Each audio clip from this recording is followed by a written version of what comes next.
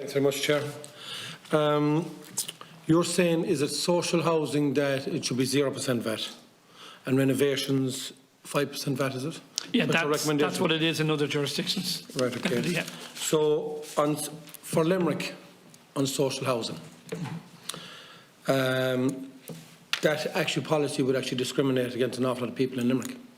For the one reason is we can't build even social housing because we have no infrastructure. So you talked about the LDA there recently, in a few minutes ago. The LDA are only looking at 15 minutes proximity from Limerick City, which brings in Croom, Adair, Partick Swell, counts out everything else. That takes out over 2/3 of Limerick County. You go then to Drumculliher, we have no storage capacity. Hospital, no storage capacity. Kilfinnan, no storage capacity. Eskeaton, no storage capacity.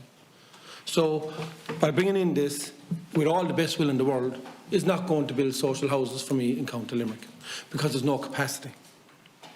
So then we have people that want to build themselves, supplying their own site, their own storage, their own water, and building their own houses, are paying 13.5% VAT, and they're no burden on the state at all. So on one side, you're saying that we want to give 0 VAT, and for people that are no burden on the state, you want to charge them 13.5. So on an average house in the countryside of 2,000 square foot, which is a nice sized house in the countryside, they're paying 40,000 VAT. And you want a person to live in a town or city that's going to pay no VAT. But that still can't happen in Limerick because we've no infrastructure. In Croom at the moment, and I spoke to the developer on the whip this morning, he's waiting for Irish Water, and we had him here chairing the committee, and they gave us, at this housing committee, they gave us guarantees that we would have things in place for this housing development, which is holding 56 houses, phase 1 in Croom, that they would have water and have contracts in place for the first quarter. I've contractors have the contract signed, still haven't got water.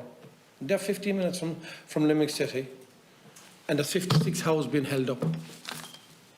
There's another contract there for 24 houses, another contract there for 12 houses, and they can't be built. No infrastructure. So this will benefit people that have infrastructure at the moment, but it won't benefit me in Limerick. Another point that I had for you there as well is you were talking about, which I agree with, is building over shops and things like that. But you mentioned one where you took 4 or 5 shops that were never used and you brought them out.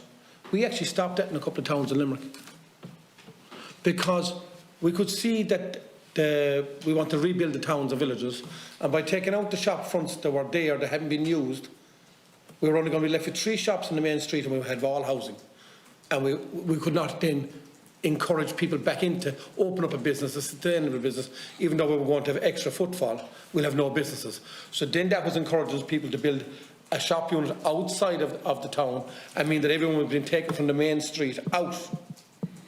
Whereas I agree that people should live over the shop fronts. But I don't agree that the shop fronts should be taken. I believe that they should enter second story, everything third story, and at the very outset I should have told you I'm a building contractor myself. I was on the site this morning before I came up here. So I'm all day, every day on site before I come here to Dublin. And I can see firsthand on the price increase on a weekly basis. I got a letter last week, the Kingspan installations are going up by 25% on the 1st of July. Yeah. 25%. It's absolutely out of this world. Last week I was talking about prices per square foot. We're at 180 odd euros in Limerick. They're now close to 200 euros a square foot. And the other thing we have then is, it's one thing that we have a cost of trades. I had my first time ever having at a show. I put up, I had a stall at a show in the Charvel show there last weekend. And it was my first time ever having a stall there. And the amount of young people that came to me and said, I can't afford to go and do my apprenticeship. I can't afford to go to work. I'm an apprentice bricklayer, I'm an apprentice plasterer. The amount of girls that came up to me, women, all ages. But it wasn't only the parents that were talking to me. It was even the children at 13 and 14 and 15 were now feeling the pinch because they could see the pinch on their parents, and now they're starting to feel it now as well, and they were at an agricultural show. And everything that at that agricultural show, all machinery and everything that was there, 98 or 99% of it were fossil fuel vehicles, machinery that was made using fossil fuels. And that's where I'm coming back to building. If we are housing for all, it's housing for all. We cannot exclude somebody versus social housing versus somebody having their own house. So you cannot discriminate one against the other. I know we need to build a lot more social houses, and I want to build them. I want to build them in Limerick. I want to rebuild Limerick and rebuild our towns and villages. Yep. But my hands are tied because of the lack of vision by previous governments and not investing in infrastructure in our areas. So it's only going to work for, we have capacity in Crewe, we have some capacity in Kilmallock, Newcastle West, a bit in Adair. After that we're gone. That's over 2/3 of County Limerick have their hands tied that we can't build social housing. Now, as I said, I'm a building contractor myself, and I had a person on to me yesterday, 5 houses in a town. They contacted the local authority. They told the local authority they would build the houses, they would come into an agreement with them, and the local authority told them, no, we have enough houses. We have a housing crisis. 4 phone calls I've got now of people that have said they went to the local authorities and said they would even build special needs houses in areas, whatever, they had sites and everything, that they would build them, and they would come up to an annual fee and they would build them. And the local authorities have told them, thank you, the local authorities have told them that they don't want them. So my question to you is, how can we have housing for all if you don't have infrastructure?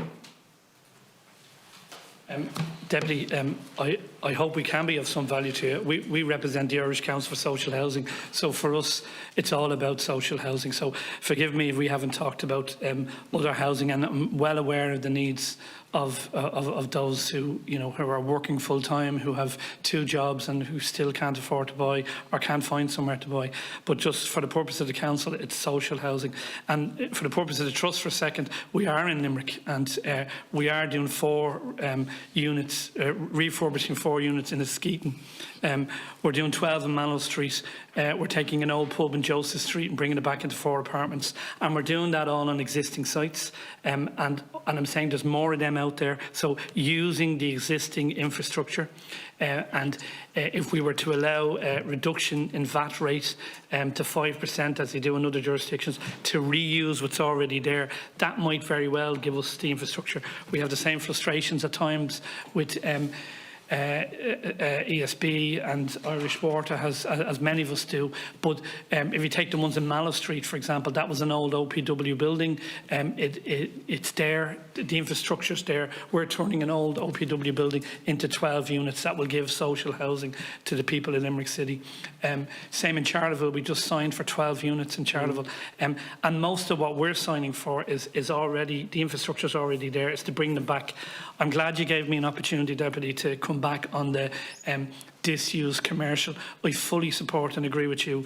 There's no way that the Peter McVerry Trust or any social housing provider wants to decimate towns and villages by taking out the little commercial they have. What I meant there in the example I gave in Cabegging, for example, that we wouldn't be touching the main street. So the main commercial in the likes of Cabegging, as an example, remains untouched for people to shop in. What I was referring to was a commercial units on the edge of the town that had never actually been occupied, and if they were, in fact, they'd be competing with what's in the town centre. So by turning them into 9 units, it actually brings more footfall into the existing units. Thank you.